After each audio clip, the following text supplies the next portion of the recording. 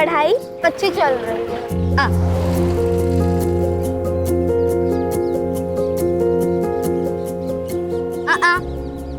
ताई please chocolate खानी है। ताई प्लीज ना, चॉकलेट चाहिए मुझे।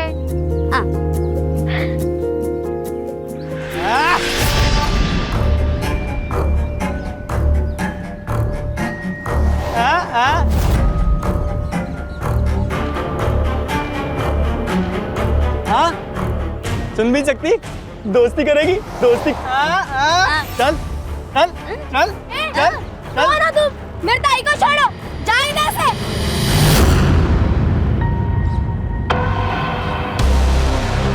ए, अपनी मम्मी को जाके बोल दे तेरी ताई शाम को आएगी। चल। ताई खबरदार, अगर इन लड़कियों के आसपास भी देखा मैंने तुम्हें तो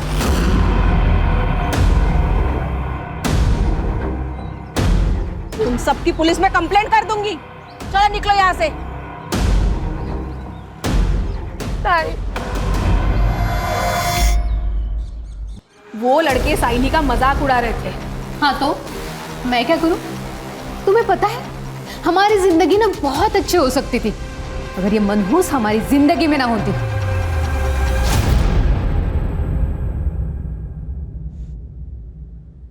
तुझे क्या लगता है मैं कम परेशान हूं? कितना अच्छा होता अगर पैदा होते ही मर जाती या अपनी मां के साथ मर जाती।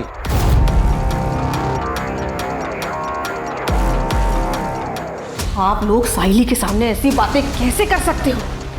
तुम्हारे घर में नहीं है ना, तब तुम ऐसे बढ़ बढ़ के बातें कर रही हो।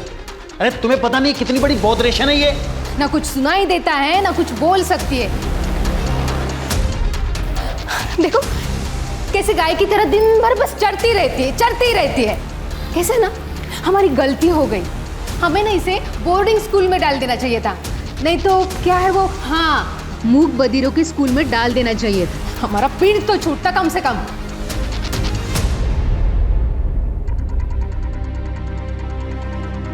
आप लोग ऐसी बातें कैसे कर सकते हो? आप जानते हो वो एक स्पेशल चाइल्ड है। अरे बिना परिवार के परेशान हो जाएगी वो लड़की। उसे प्यार, केयर, एक्स्ट्रा अटेंशन की जरूरत है। तो ये सब मिल जाएगा ना वहाँ पे बोर्डिंग स्कूल में। इसमें इतना हल्ला करने की क्या जरूरत है? तो जा एक गिलास पानी ले गया और चाय भी बनाना।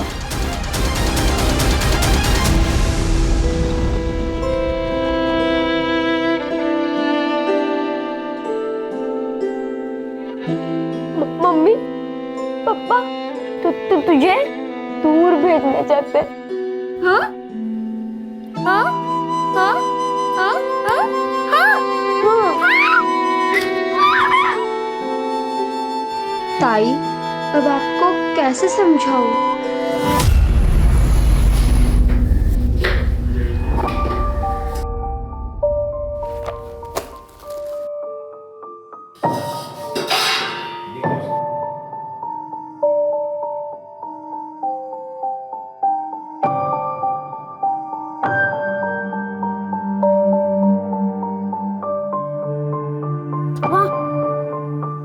इतनी गरम खिचड़ी कैसे खाएंगे?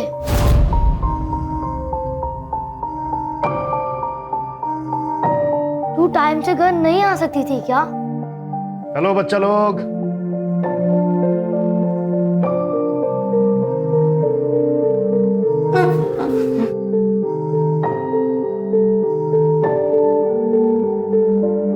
रोहिणी 3-4 घरों में झाड़ू, पोछा, कुटके का काम करती है ताकि उन पैसों से तुम्हें खिला पिला सके और स्कूल भेज सके। तो तुम्हें उसकी कदर करनी चाहिए, शिकायत नहीं।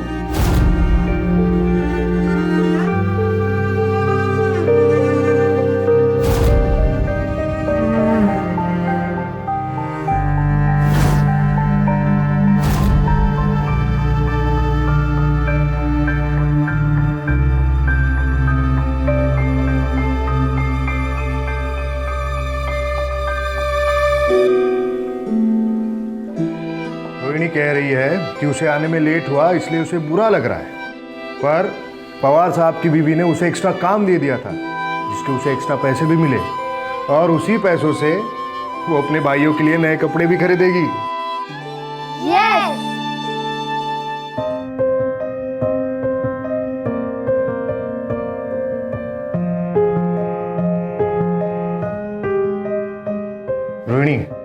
मैंने एक एनजीओ में बात की है, वो तेरे 2 भाइयों के पढ़ाई को स्पॉन्सर करने के लिए तैयार है। एक बार स्पॉन्सर आ गए तो तेरे पैसों की समस्या खत्म हो जाएगी। ठीक है,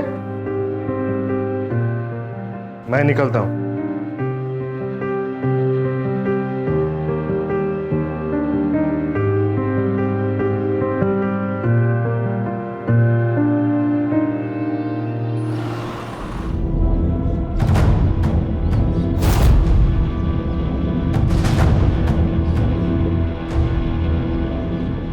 नमस्कार वहिनी. अरे कसे हो? चिमाजी भाऊ या ना. कसे आहात? मी मस्त.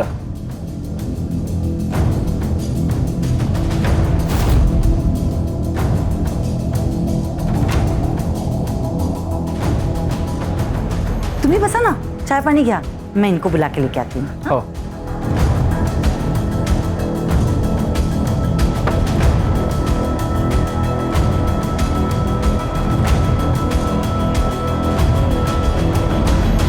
चिमाजी भाऊ कसे आहेत? मी ठीक. बस. देख संतोष, तू मेरा दोस्त है, इसी नाते मैंने तेरे दोस्त की मदद की, पर तब से वो गायब है, मेरा फोन भी नहीं उठा रहा है वो.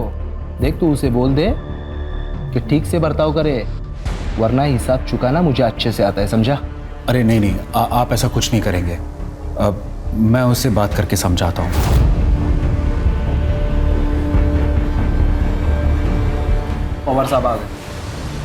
नमस्ते. नमस्कार पवार साहब. नमस्कार नमस्कार. चले.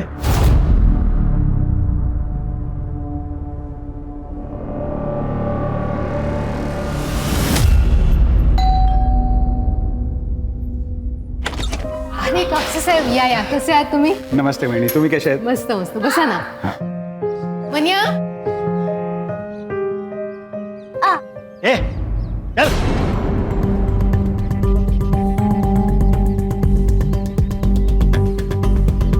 वो बता कैसा है? कैसा है तू? बड़ा सरदर्द है यार, पता नहीं कब पीछा छूटेगा इससे. तेरे प्रॉब्लम का सलूशन है मेरे पास. जरा बाहर आ. आता हूँ.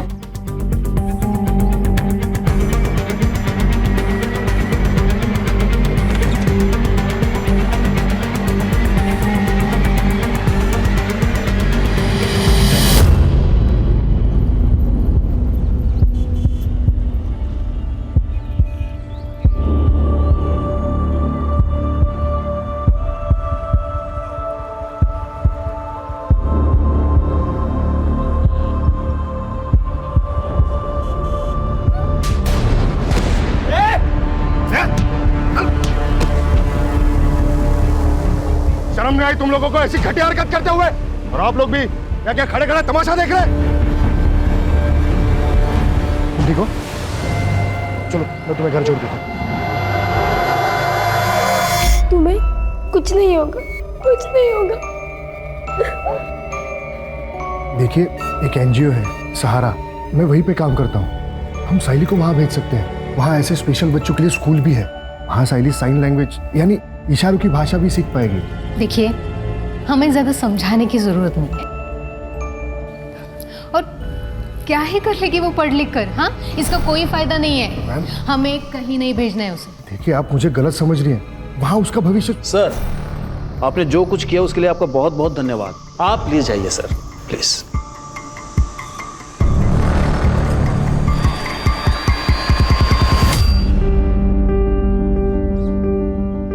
ताई, आज हमारे लिए क्या लेकर आओगी? पवार मैडम तीर्थ यात्रा पे गई है. जब वो वापस आएगी तब ताई को काम का एक्स्ट्रा पैसा मिलेगा, तभी ताई हमारे लिए कुछ खरीद पाएगी.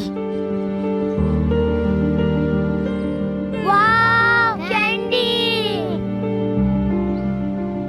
ताई, तू दुनिया की बेस्ट ताई है.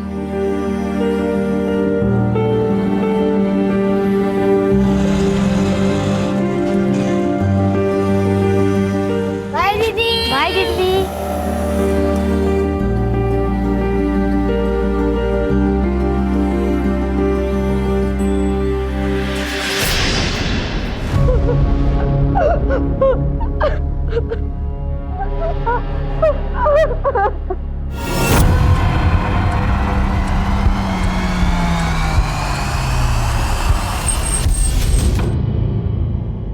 रोना मत बेटा। वो एनजीओ वाला लड़का कौन आता है? केदार दादा। उसको फ़ोन लगा, शायद उसको मालूम रहेगा तुम्हारी ताई कहाँ है।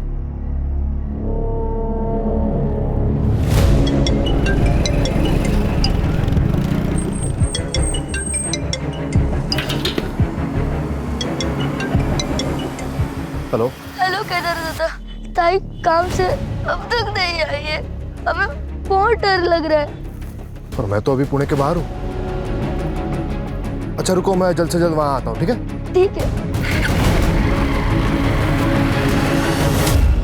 ये दोनों रोहिणी के भाई हैं और ये रोहिणी सुन बोल नहीं सकती है। जी। लेकिन तब तक इन दोनों का क्या, इनकी देखभाल कौन करेगा? सर मैं ही इन्हें एनजीओ के ऑफिस में लाया था, मैं ही देखभाल करूंगा सर इनकी। ठीक है, आप लोग टेंशन मत लो, हम आपकी बहन को जल्दी से जल्दी ढूंढ देंगे, ठीक है? ये रोहिणी जहाँ जहाँ काम करती थी उन सभी घरों में जाके पता करो, और जहाँ रहती थी वहाँ भी जाके पता करो। Okay sir. Yes sir. Rohini कल काम पे आई नहीं थे साहब। और ये पवार साहब? पवार साहब तो कुछ दिनों पहले कैंपेन चले गए, और मृदुला मैडम 2 दिन पहले ही वैष्णो देवी गई। उन लोगों ने सब रोहिणी को कॉल किया था। रोहिणी का भाई उसके लिए फ़ोन पे बात करता था, लेकिन रोहिणी के भाई ने भी फ़ोन नहीं उठाया साहब। रोहिणी बहुत मेहनती लड़की थी, काम भी बहुत अच्छा करती थी और अपने भाइयों से बहुत ज़्यादा प्यार भी करती। एक माँ की तरह संभाला उसने अपने भाइयों को।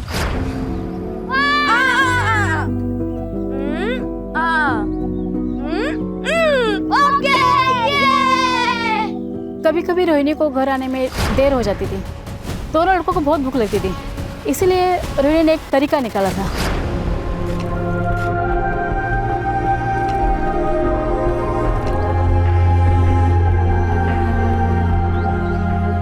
मतलब ये रोहिणी हर तरीके से परफेक्ट है, फिर भी कोई बॉयफ्रेंड या और कोई बात? नहीं ऐसा कुछ नहीं था, लेकिन मुझे कभी कभी ऐसा लगता था कि रोहिणी और उस एनजीओ वाले लड़के केदार के बीच में कुछ तो चल रहा है। वो दोनों एक दूसरे को ऐसे देखते थे जैसे उन दोनों में प्यार हो।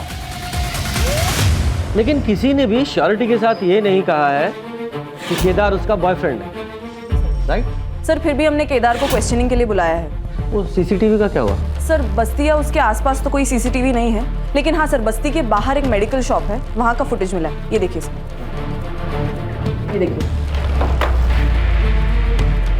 ये देखिए सर, ये रोहिणी का रोज का रूट है। इसी रास्ते से वो हर रोज काम पर जाती है। सर हम पवार के घर पे भी गए थे, उसके वॉचमैन से पूछताछ की, सीसीटीवी भी चेक किया, लेकिन रोहिणी उस दिन उसके घर नहीं पहुंची थी। इस केस में सबसे बड़ा प्रॉब्लम यह है कि रोहिणी सुन बोल नहीं सकती है, ना ही वो मोबाइल इस्तेमाल करती है जिससे उसकी लोकेशन या उसके बारे में पता चल सके। इनफैक्ट चैट का तो सवाल ही नहीं पैदा होता। इस केस को पुराने तरीके से सॉल्व करना पड़ेगा। पर साइली तुम्हारा अपना खून है। तो क्या हुआ? गंदा खून है, मुझे नहीं चाहिए ये अपने घर में। मुझे लड़का चाहिए, और नंदिनी को भी। प्रॉब्लम तुझ में है, साइली में नहीं। मतलब क्या है तुम्हारा? तुम्हारी पहली बीवी सुधा, जिसने साइली को जन्म दिया, और ये तेरी दूसरी बीवी नंदिनी, इसने भी एक बेटी को जन्म दिया, अदिति को। तो फिर तू सिर्फ साइली के बारे में क्यों बात कर रहा है? क्योंकि बोझ है हमारे ऊपर, गले में फंसी हड्डी है जिसे हम निकल नहीं सकते। इतने खर्चे हैं हमारे। और एक बात बताइए, ऐसी लड़की से शादी कौन करेगा? सही बात है। तुम दोनों को समझ रही हूँ, पर मैं तुम दोनों को वार्निंग दे रही हूँ। अगर साइली के साथ तुम दोनों ने कुछ भी गलत किया ना, तो मैं पुलिस में तुम्हारी कंप्लेंट करूंगी।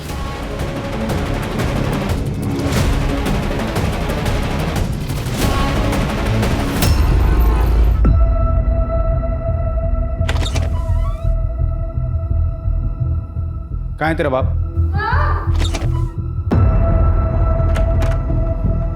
मैं तुझे अभी भी बोल रहा हूँ, तेरी सारी मुसीबतों से छुटकारा पा ले, वरना तेरे को बहुत बड़ी प्रॉब्लम हो जाएगी।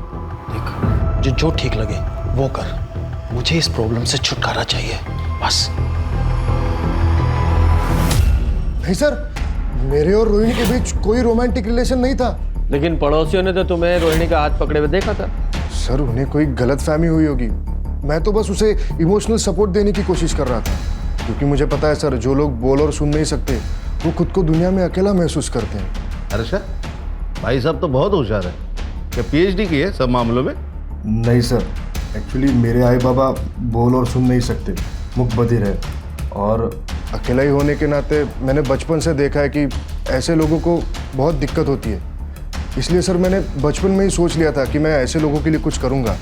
इसलिए सर मैंने एनजीओ ज्वाइन किया। तो मैं रोहिणी को कैसे तकलीफ पहुँचा सकता हूँ सर? वो तो बहुत यकीन करती थी मुझ पर।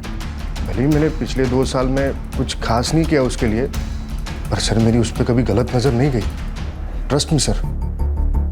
ठीक है, फिलहाल के लिए ट्रस्ट कर लेते हैं, जा सकते हो, लेकिन रोहिणी की अगर कोई खबर मिले तो तुरंत हमें बताना। Okay sir.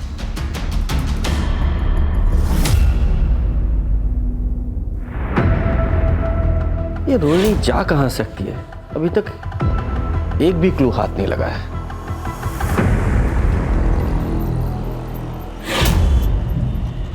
सॉरी, मुझे माफ कर दो। ये लो तुम्हारे लिए।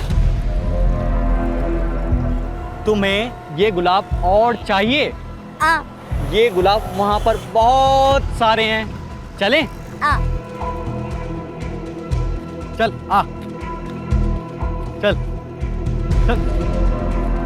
ए, तू रुक क्यों गई? चल। अरे आगे मिलेगा, आगे चल। अरे रुक।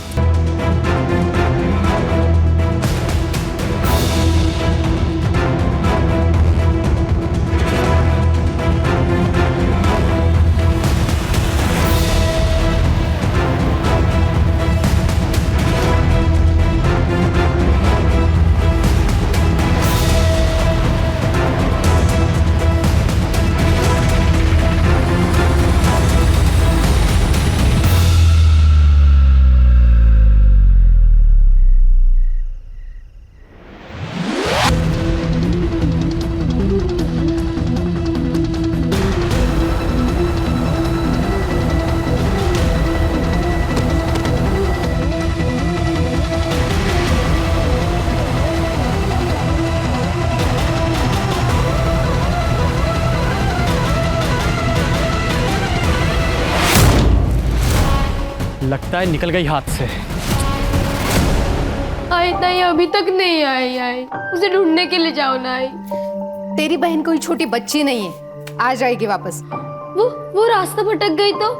ये तो और अच्छी बात है, भगवान करे ऐसा ही हो।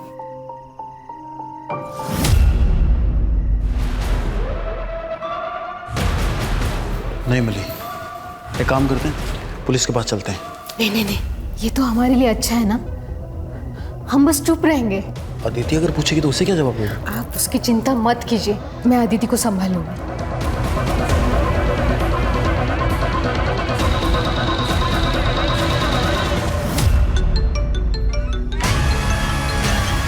अदिति? हाँ अदिति बेटा। क्या आज दोपहर से ताई घर नहीं आई है और आई बाबा भी पुलिस के पास नहीं जा रहे? प्लीज सत्या, ताई को ढूंढ दो।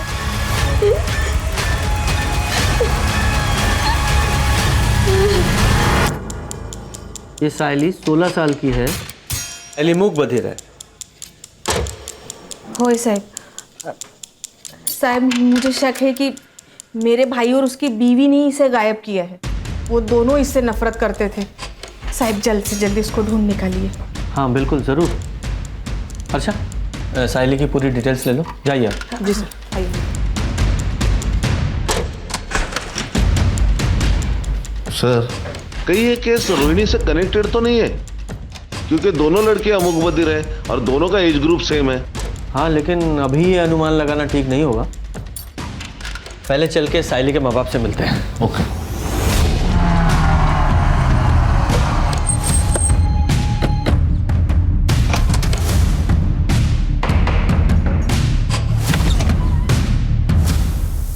आप लोगों की मीटिंग मिसिंग है?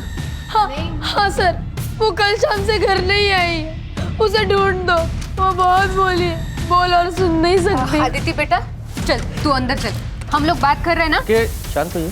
अब बेटा इधर आ।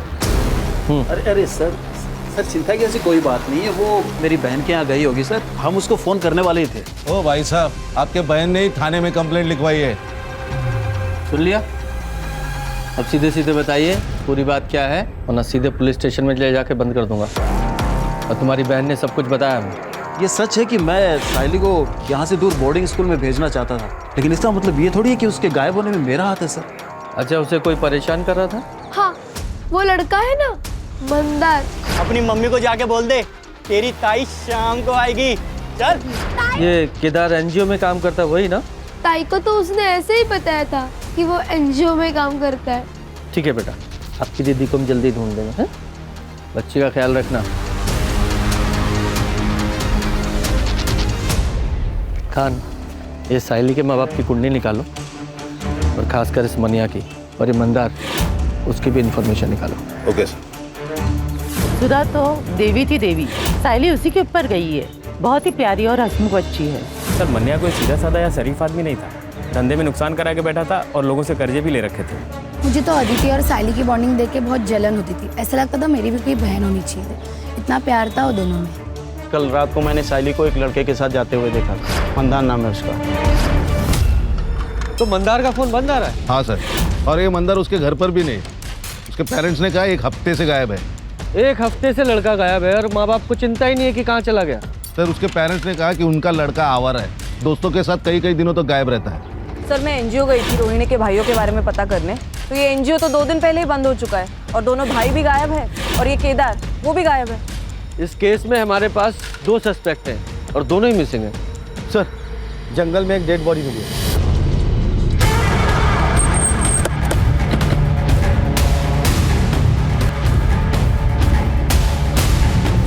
अच्छा, बॉडी को पोस्टमार्टम के लिए भेजा। अगर ये दोनों केस कनेक्टेड हैं तो साइली भी खतरे में है।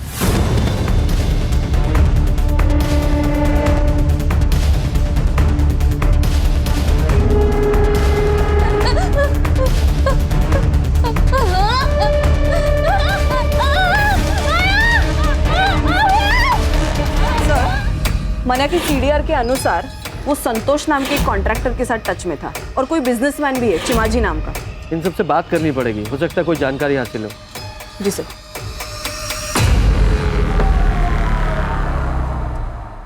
सर मनिया का अच्छा दोस्त होने के नाते जब मनिया को नुकसान हुआ तो मैंने उसे मदद की थी। चीमा जी से मैंने उसे 25 लाख रुपए दिलवाए थे। गलती हुई जो मैंने उसे लोन दिया, इंटरेस्ट तो मिला नहीं, उल्टा मेरा पैसा लटक गया। सर मैंने गारंटी ली थी, मैं बहुत प्रेशर में आ गया था, इसलिए मैं बार बार उसे कॉल करता था और मिलता था और उसे बोलता था पैसे दे दे पैसे दे दे।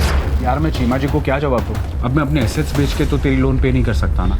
संतोष तो मेरे भाई जैसा है, कुछ भी करके उनको समझा दे।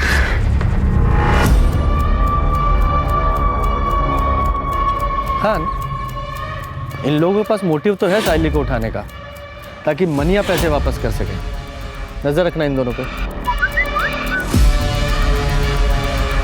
सर ये केदार का फोन अभी स्विच ऑन हुआ है हाईवे के पास। चलो। ये मोबाइल कहाँ से मिला? सब रास्ते में गिरा हुआ था, मैंने उठा लिया। चलो दिखाओ वो जगह। सब यहाँ मिला हुआ था।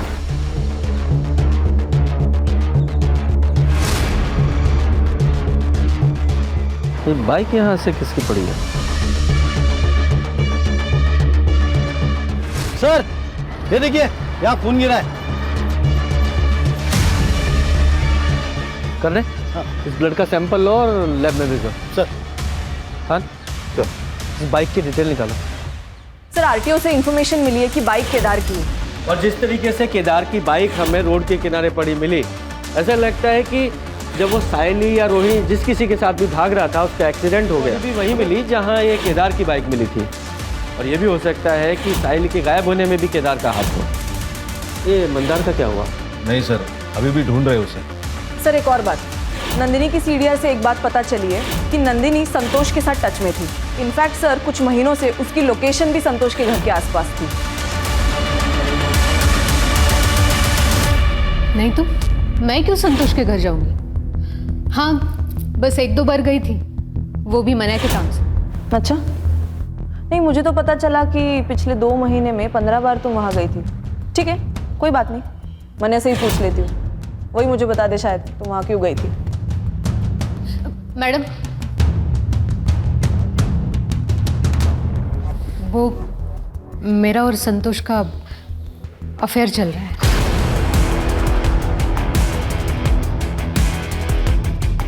मने और मैं हमेशा से एक बेटा चाहते थे। इनके खानदान में कभी कभार ही बेटे होते हैं।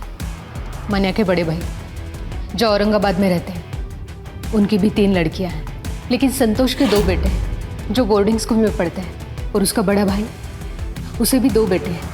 मैं मन्या को बेटी का गिफ्ट देना चाहती थी, बस इसके लिए मैंने संतोष के साथ अफेयर शुरू किया। इसके अलावा मुझे संतोष से कोई लेना देना नहीं।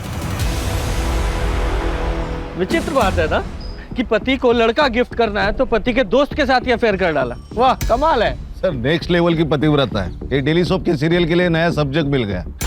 सर, रोहिणी की पीएम रिपोर्ट। रोहिणी की मौत हुई है 19 नवंबर को रात को 10 से 12 बजे के बीच, और रीजन ऑफ डेथ, रोहिणी 2 हफ्ते प्रेग्नेंट थी। ये प्रेगनेंसी तो नहीं उसकी मौत का कारण? पॉसिबल है सर। केदार के बारे में इंफॉर्मेशन मिली, वो सिटी हॉस्पिटल में एडमिट है। पिछले हफ्ते उसका एक्सीडेंट हुआ था, फ्रैक्चर भी है। और एक बात सर, एक बाइक के पास जो ब्लड स्टेन मिले थे वो केदार के। एनजीओ तो बंद हो गया है सर, क्योंकि वहाँ की लीज खत्म हो गई थी और ओनर ने उसे रिन्यू करने से मना कर दिया था, क्योंकि किसी बिल्डर से उसे उस ज़मीन के लिए अच्छे ऑफर मिल रहे थे। इसलिए रातों रात सर एनजीओ बंद कर दिया गया। रोहिणी के दोनों भाई कहाँ हैं? सर एनजीओ को टेम्पररी बेसिस पे पुणे शिफ्ट कर दिया गया है। तुषार और तन्मय सर दोनों वहीं पे हैं। मैं पुणे जा ही रहा था कि हाईवे पे मेरा एक्सीडेंट हो गया। भला उन लोगों का जो मुझे हॉस्पिटल लेके आए। तुम्हें पता है? और वो साहिली, वो गायब है।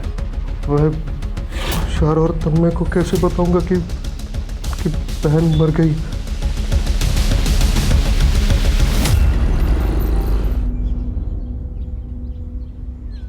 आलिस, कैसा रहा सफर? बहुत अच्छा। रोहिणी कहाँ है? आज आई नहीं क्या? रोहिणी तो तब से काम पे नहीं आ रही है जब से तुम वैष्णो देवी गई हो। पर अब तो पुलिस को उसकी लाश भी मिली है। क्या? पुलिस ने बताया कि रोहिणी का रेप और मर्डर हुआ है। ये तो बहुत बुरा हुआ अविनाश। आप किसी भी हाल में उसके कातिल को ढूंढवाओ और उसे सजा दिलाओ। अपने पूरे पावर का इस्तेमाल करो और उस बेचारी को इंसाफ दिलाओ। पुलिस जांच कर रही है, एक बार उसे पकड़ ले, फिर मैं पूरी कोशिश करूंगा उसे जल्द से जल्द सजा दिलाने की। सर केदार सच बोल रहा था। पुणे पुलिस ने भी कंफर्म किया है कि एनजीओ टेम्पररी बेसिस के लिए वहां शिफ्ट हो गया, और रोहिणी के दोनों भाई तुषार और तन्मय भी वहीं पर थे। Thank God.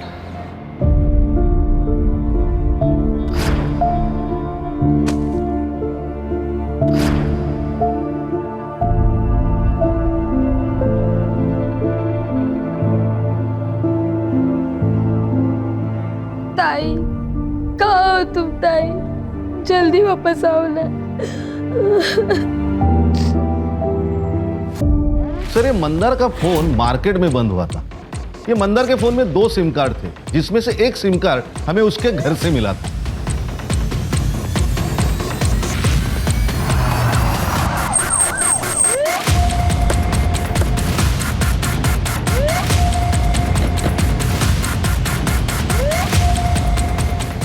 सर यही लोकेशन है। चलो चेक करो। जी सर।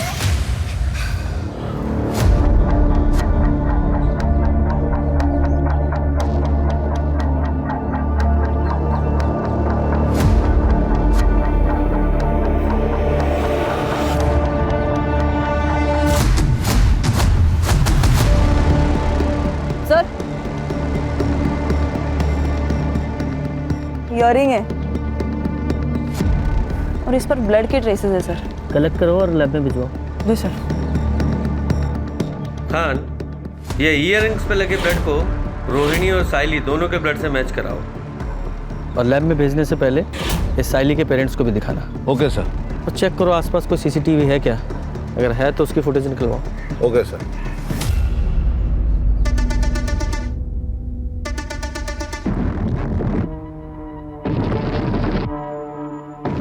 ये तो मेरे ताई के हैं। आप उन्हें लेके नहीं आए? कहाँ है मेरे ताई? बेटा हम साइली को जल्द से जल्द ढूंढ लेंगे। प्रॉमिस? प्रॉमिस। सर वो जो इयरिंग्स पे ब्लड मिला था वो रोहिणी और साइली दोनों के ब्लड से मैच नहीं होता। और हाँ सर, वो जो ब्लड हमें रास्ते पर मिला था उसके आसपास का सीसीटीवी हमने चेक किया तो उसमें एक गाड़ी नजर आ रही है जिसमें एक लड़की लेटी हुई है। उसका चेहरा तो क्लियरली दिख नहीं रहा और सर गाड़ी का नंबर भी क्लियरली नहीं दिख रहा। उस पूरे एरिया को फिर से चेक करते हैं।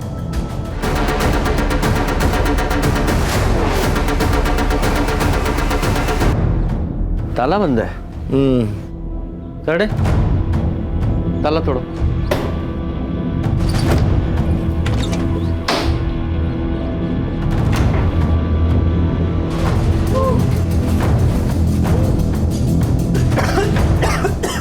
अच्छा, पानी दो।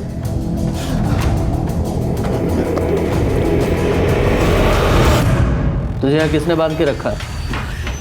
उस रात जब मैं साहिनी के साथ था तो मुझे किडनैप कर लिया गया।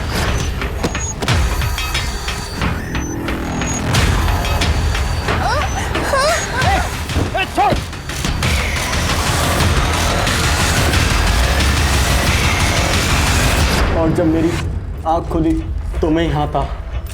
मुझे नहीं पता कि मैं कितने दिनों से यहाँ पर हूँ। 1 हफ्ता हो गया तुझे। जब तूने साइली पे हमला किया था तब से गायब है तू, और तेरी वजह से वो भी सिंह है। मैं तो बस साहिल का फ़ायदा उठाना चाहता था, उसकी वजह से मुझे, लेकिन सच में मुझे नहीं पता कि साहिल कहाँ है। तुझे उस कार का नंबर याद है? नहीं, अंधेरे की वजह से मैं ज़्यादा देख नहीं पाया। सर कुछ हाथ नहीं लगा और कोई खबरबात भी नहीं। सर हमने पूरी तरह ट्राई की कि ये जानने के लिए कि वो गैराज किसका है, लेकिन कुछ नहीं सर। और वो एरिया भी पूरी तरह छान लिया, साहिल का भी कुछ पता नहीं। हाँ क्या सर? हाईवे के पास एक लड़की मिली है बेहोश हालत में और उसका डिस्क्रिप्शन भी साहिल से मैच होता है। अच्छा, तुरंत वहां जा।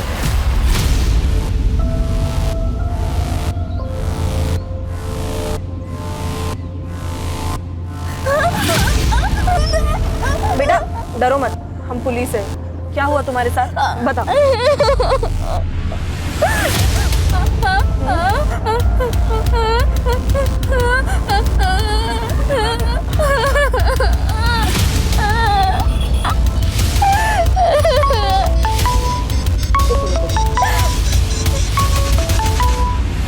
हेलो सर, हम साइली को मेडिकल टेस्ट के लिए लेके जा रहे हैं। और हाँ सर, हमें शायद केदार की मदद लगे।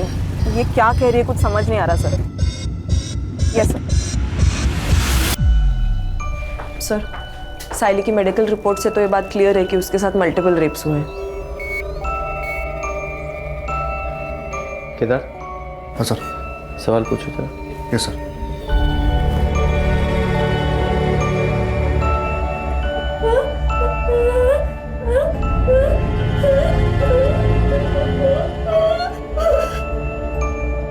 सर मैं कुछ समझ नहीं पा रहा हूँ, ये प्रॉपर साइंस यूज नहीं कर रही है। ये रोहिणी की तरह स्पेशल स्कूल गई नहीं है ना। तो फिर कौन है जो इसकी भाषा समझ सकता है? सर मुझे पता है कि हमारी मदद कौन कर सकता है।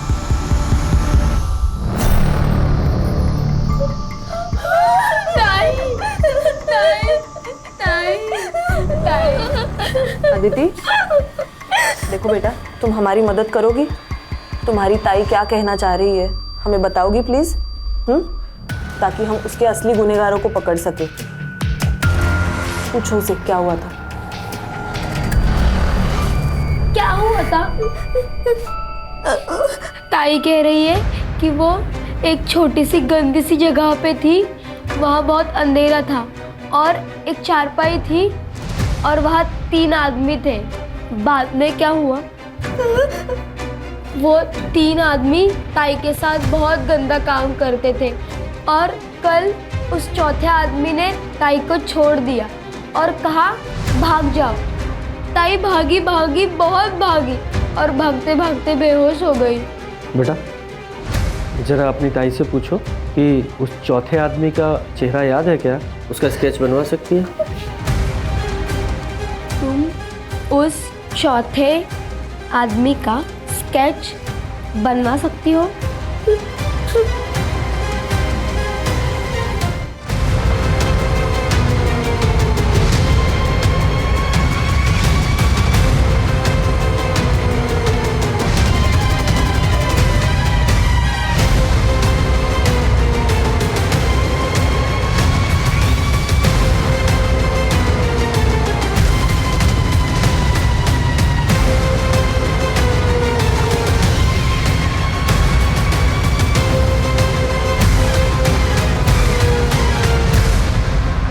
ये स्केचेस, ये संतोष कापसे, चिमाजी गांवकर, अविनाश पवार और ये चौथा आदमी सर। बबलू, ये संतोष का ड्राइवर कम सर्वेंट, इन चारों को उठा के लाओ अभी के अभी। तुम चारों खुद से बोलना शुरू करोगे या हम अपने तरीके से को बुलवाएं? बोलो। सर, हम तीनों ने इससे पहले भी अपने अपने घरों के मेड के साथ कई बार रेप किया है और फिर हम उन्हें अच्छे पैसे भी देते थे ताकि वो अपना मुंह बंद रखें। सर, हमें कम उम्र की लड़कियों के साथ रेप करने में हमें बहुत मज़ा आता है। और फिर एक दिन पवार साहब ने हमें एक मूक बधिर लड़की रोहिणी के बारे में बताया था। और सबसे बड़ी बात, वो किसी को बता भी नहीं सकती कि हमने उसके साथ क्या किया है। सर, बबलू मेरे भरोसे का ड्राइवर कम नौकर है। उसने रोहिणी को पवार साहब के घर जाने से पहले ही किडनैप कर लिया।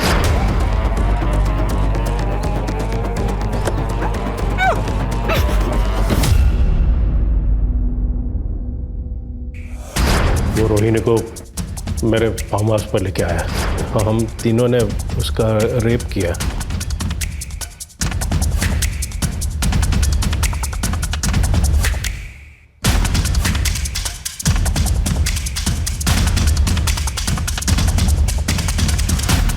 हमने बबलू को भी रेप करने दिया ताकि वो किसी को बता ना सके और अपना मुंह बंद रखे। हमें दिव्यांग लड़कियों का रेप करने में तीनों को किक मिली। अब हमें ऐसी लड़की चाहिए थी, तभी संतोष ने हमें साइली के बारे में बताया। और जब ये बबलू साइली को किडनैप तो सब साहब लोगों के ऊपर ही छोड़ दिया था कि क्या करना है। सर, हम बंदार को मारने ही वाले थे कि आप सब उस तक पहुंच गए, इसलिए हम सब डर गए और साइली को छोड़ दिया। सर, हमें लगा कि वो मूक बधिर है, किसी को क्या बताएगी। और उसी मूक बधिर लड़की ने तुम चारों हैवानों के चेहरे हमारे सामने ला दिए। रोहिणी के साथ क्या किया? सर, हम रोहिणी से थक गए थे, फिर किसी ने हमें रोहिणी को मारने का ऑफर दिया। किसने ऑफर दिया? हाँ, मैंने ही अपने ड्राइवर की मदद से रोहिणी को मारने का ऑफर दिया था, क्योंकि मुझे मूक बधिर लड़कियों से सख्त नफरत है। उस रात जब बबलू रोहिणी को लेके निकला, तब मैं भी अपने ड्राइवर एकनाथ के साथ शहर के बाहर उसका इंतजार कर रही थी।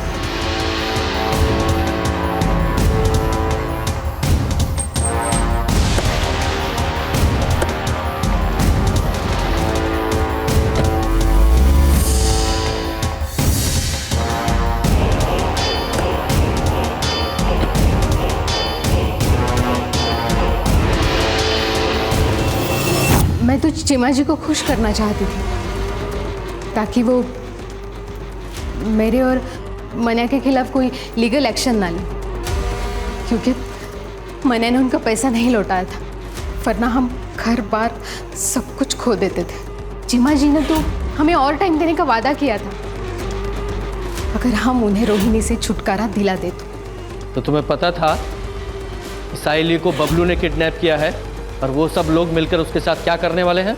मुझे बस इतना पता था कि साइली का हमारी जिंदगी से जाना हमारे लिए सबसे अच्छी बात है। सर, केदार का जो एनजीओ है सहारा, उसे अब एक नई जगह मिल गई है, साइली का घर। मन्या ने खुद अपने मन से उसका घर एनजीओ को दे दिया, वो भी फ्री में। और ये एनजीओ साइली को भी मदद करेगी और इसमें आदित्य हाथ बटाएगी। और ये केदार, ये भी बहुत खुश है सर। हमें अपनी सोसाइटी में केदार जैसे लोगों की जरूरत है ताकि आगे जाके पुलिस को भी हेल्प हो। सही कहा सर। क्राइम पेट्रोल के ऐसे ही मजेदार एपिसोड्स देखने के लिए हमारे चैनल को सब्सक्राइब करें